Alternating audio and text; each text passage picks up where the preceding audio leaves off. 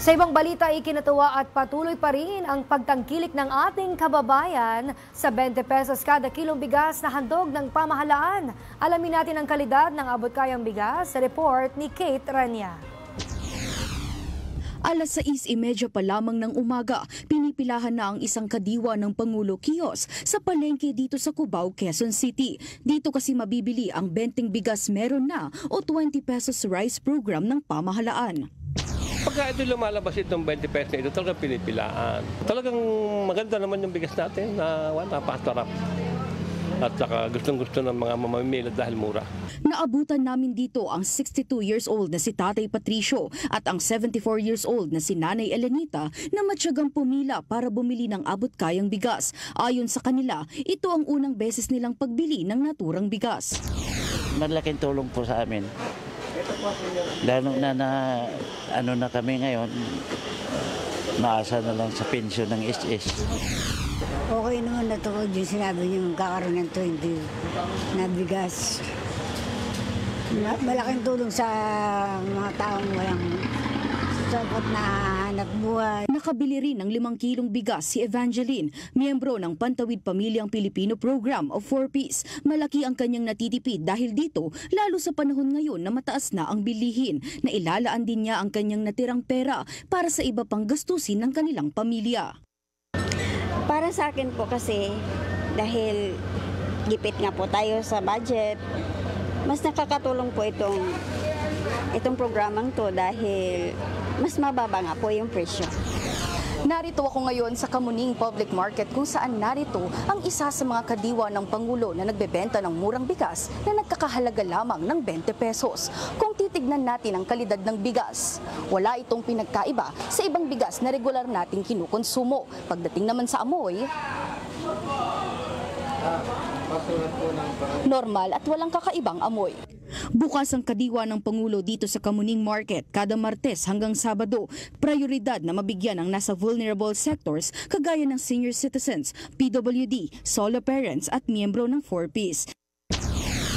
Bali kami ng FTI together with the DA, meron kaming constant communication na pagkaka merong let's say konti na lang stocks, tatawag ako sa kanila na kung pwede mag-deliver na para tuloy-tuloy yung programa, tuloy-tuloy yung ating pagbebenta. Samantala, bago mag-alas 9 ay ubos na ang mga sako ng bigas ng kadiwa ng Pangulo sellers sa Kamuning. Bagamat may mangilan-ngilan pa ring natitira, asahan anyang mabilis rin itong mabibili bago pa sila magsara ng pwesto sa ganap na alas 2 ng hapon.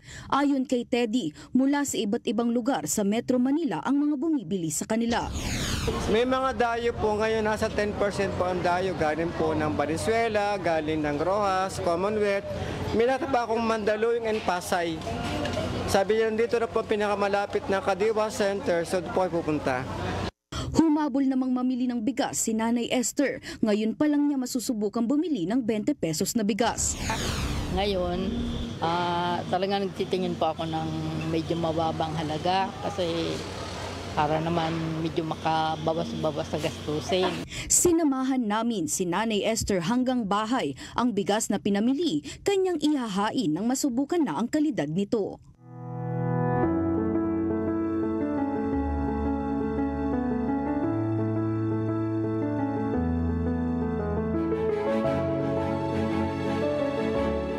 Anya, malaking tipid ang murang bigas kaya pwede pa niyang ilaan sa iba nilang pangangailangan ang natirang budget.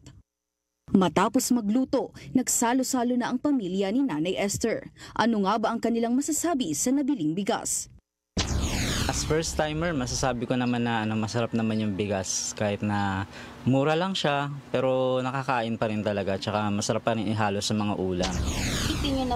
Ulitin nyo pa rin po bang bumili dito o kaya babalik-balikan nyo pa rin po ba itong kadiwa na program?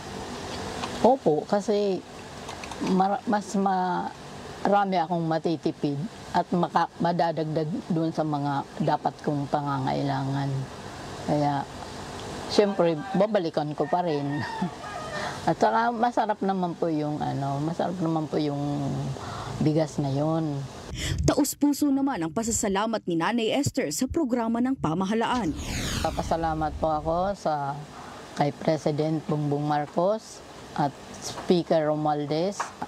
Maraming salamat po sa 20 pesos na presyo na binigay nila sa mga taong mga mahihirap. Kaya napakalaking tulong po nito sa amin. Samantala, ikinalugod din ng barangay official ang programa dahil malaki ang tulong nito lalo na sa kanilang nasasakupan. Actually, syempre gusto natin na mag-continue na hindi lang simula sa ngayon lang. Dapat tuloy-tuloy.